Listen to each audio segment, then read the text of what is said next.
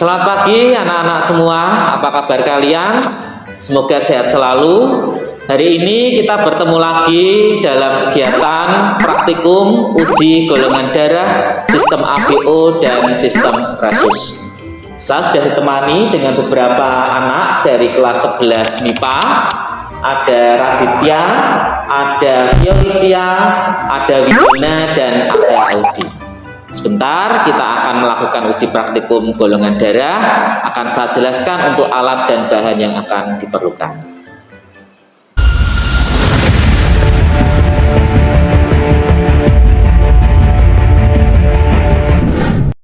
Oke, untuk alat dan bahan yang akan kita gunakan dalam pengujian golongan darah adalah sebagai berikut. Yang pertama, kita gunakan pen lancet.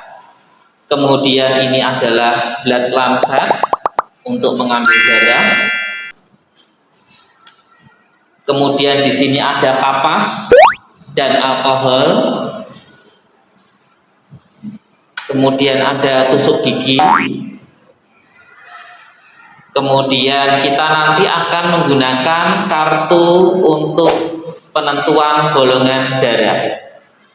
Yang terakhir kita gunakan serum untuk uji golongan darah, yaitu serum anti A yang berwarna biru, serum anti B yang berwarna kuning, dan serum anti D yang berwarna putih.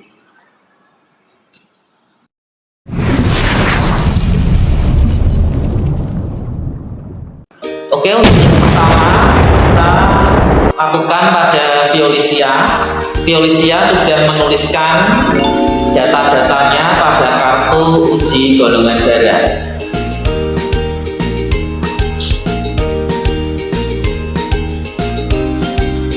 Kemudian akan kita lakukan proses pengambilan darah dari orang yang kita uji. Oke, untuk memulai proses pengujian golongan darah, kita ambil blood lancet. Blood lancet ini adalah bersifat steril, sekali pakai, tidak boleh dipakai untuk orang yang berbeda. Kita buka tutupnya, kemudian kita masukkan pada pen lancet. Kemudian kita tutup. Sebelum kita melakukan uji penggolongan darah, kita bersihkan dulu tangan yang akan kita pergunakan untuk pengambilan sampel darah. Kemudian untuk orang yang akan kita uji golongan darahnya, kita ambil kapas yang sudah kita basahi dengan alkohol untuk proses sterilisasi. Kemudian kita bersihkan ujung jari yang akan kita ambil darahnya. Kemudian kita siapkan pen lancet yang tadi sudah kita masuki dengan blood lancet. Kemudian kita arahkan pada jari orang yang akan kita ambil darahnya. Kemudian kita pencet. Setelah jarinya kita tusuk dengan blood lancet, maka kita ambil 3 tetes darah. Masing-masing kita teteskan pada bagian yang akan kita tambahkan dengan serum anti A, serum anti B, dan serum anti D.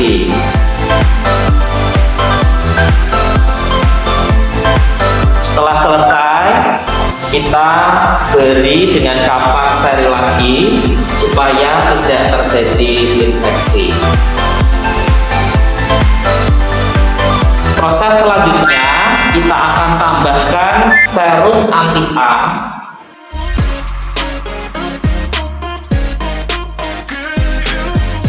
masing-masing 1 tetes, serum anti B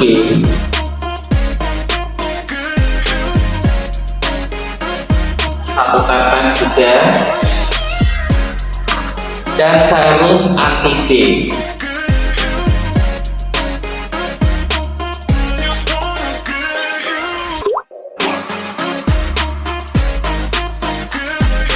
Kemudian kita ratakan dengan menggunakan tusuk gigi.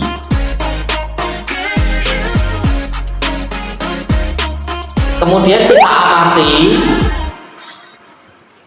golongan darah dari orang yang kita uji golongan darahnya. Terlihat di sini bahwa pada tetesan darah yang kita tambahkan serum anti A tidak terjadi penggumpalan. Begitu juga pada tetesan darah yang kita tambahkan dengan serum anti D juga tidak mengalami penggumpalan.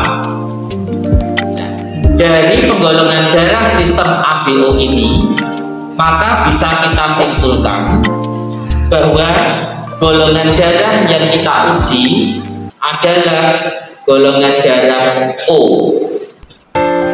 Golongan darah O tidak memiliki anti A dan anti B, sehingga saat kita uji dengan serum anti A dan serum anti B, dia tidak mengalami penggumpalan. Sedangkan pada tetesan darah yang kita uji dengan serum anti D, terlihat bahwa darah mengalami penggumpalan. Ini menunjukkan bahwa darah dari orang yang kita uji memiliki resus positif. Oke, untuk orang kedua yang akan kita uji golongan darahnya adalah Radit. Semoga memiliki penggolongan darah yang berbeda dengan yang sebelumnya.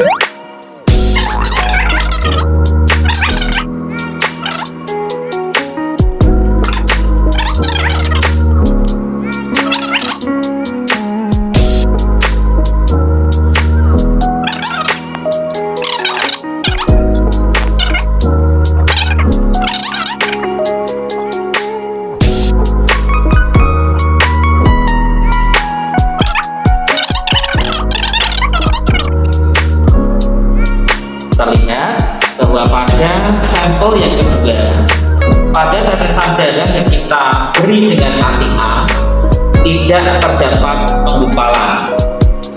Aglutinasi atau penggumpalan terlihat pada tetesan darah yang kita tambahkan dengan serum anti B. Bisa kita lihat bahwa ini dapat kita tentukan bahwa orang tersebut memiliki golongan darah B. Sedangkan pada tetesan darah yang kita tetesi dengan antigen terdapat reaksi penggumpalan, sehingga dapat kita tentukan bahwa golongan darah tersebut adalah resus positif.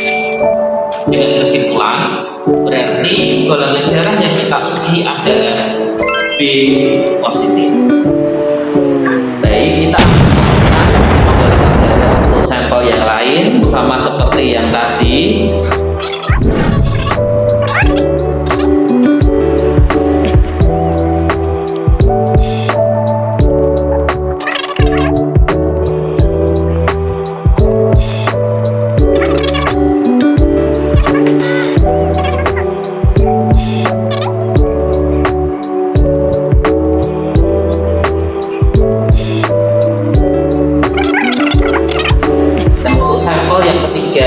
Kita bisa melihat bahwa tetesan darah yang ditambah dengan serum anti A yang mengalami penggumpalan atau aglutinasi, sedangkan yang diberikan di serum anti B tidak menunjukkan aglutinasi, dan yang ditambah dengan serum anti D juga menunjukkan aglutinasi atau penggumpalan.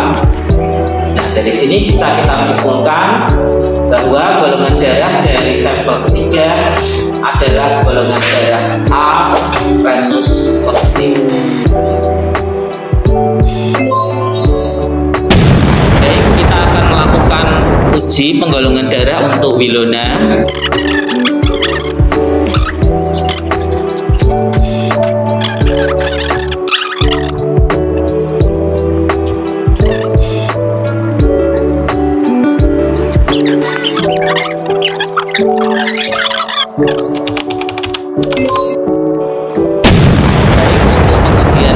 Yang terakhir kita gunakan sampel seperti teman-temannya yang lain, kita menggunakan sampel darah dari Aldi.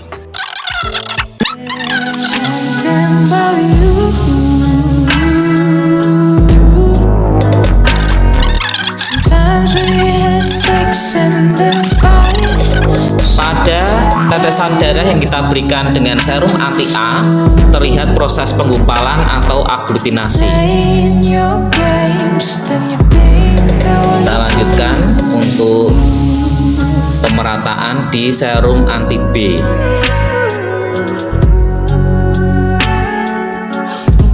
Kita lihat ternyata pada serum anti B juga terjadi proses penggumpalan darah.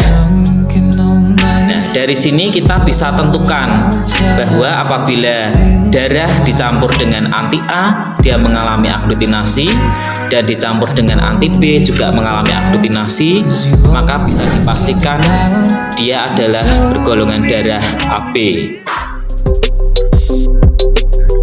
Untuk satunya yang kita campur dengan serum anti B, kita lihat ternyata pada serum anti D juga menggumpal.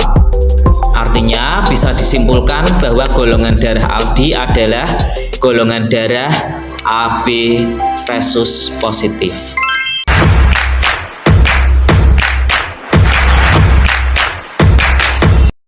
Baik anak-anak, setelah kita melakukan praktikum uji penggolongan darah, maka akan kita simpulkan dari beberapa sampel yang sudah kita teliti.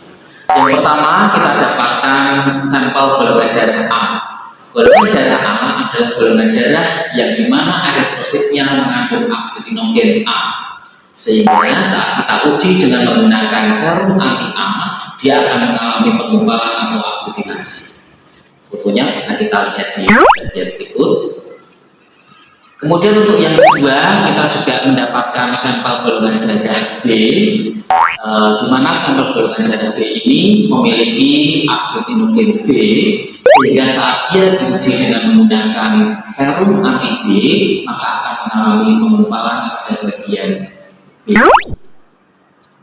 Yang ketiga adalah sampel golongan darah AB, di mana dia memiliki aglutinogen tipe A dan tipe B, sehingga saat kita uji dengan menggunakan serum anti A dan serum anti B, maka keduanya menunjukkan penggumpalan. Sedangkan untuk uji golongan darah O, golongan darah ini tidak memiliki aglutinogen A dan aglutinogen B, sehingga saat kita uji dengan serum anti A dan serum anti B, maka pada kedua bagian itu tidak mengalami aglutinasi atau penggumpalan. Oke, untuk pengujian sistem resus tadi kita menggunakan serum anti D. Tadi bisa menunjukkan setelah sampel darah ditambah dengan serum anti D akan menunjukkan penggumpalan atau aglutinasi. Hal ini akan menunjukkan bahwa golongan darah itu adalah golongan darah resus positif. Tetapi apabila darah setelah ditambah dengan serum anti D dia tidak menunjukkan penggumpalan atau aglutinasi, maka bisa kita simpulkan bahwa golongan darah itu adalah resus negatif. Golongan darah resus positif artinya darah tersebut memiliki aglutinogen D, sehingga saat kita uji dengan menggunakan serum anti D, dia mengalami penggumpalan atau aglutinasi. Golongan resus positif pada darahnya memiliki aglutinogen D yang berperan dalam reaksi imunitas. Sebagian besar orang Indonesia memiliki jenis resus positif, hanya sebagian kecil saja yang memiliki resus negatif. Pada beberapa orang yang memiliki resus negatif bisa menimbulkan adanya permasalahan, terutama pada ibu yang memiliki resus negatif. Apabila ibu yang memiliki resus negatif ini mengandung anak yang memiliki resus positif, maka pada ibu akan membentuk antibodi yang akan melawan resus positif, di mana kasus ini akan menimbulkan penyakit yang kita sebut sebagai erythroblastosis fetalis. Erythroblastosis fetalis ini memiliki ciri-ciri sebagai berikut, bahwa anak yang dikandung nanti akan mengalami kelainan hati dan limpa, kemudian akan menimbulkan gejala penyakit kuning dan akan mengalami gagal jantung.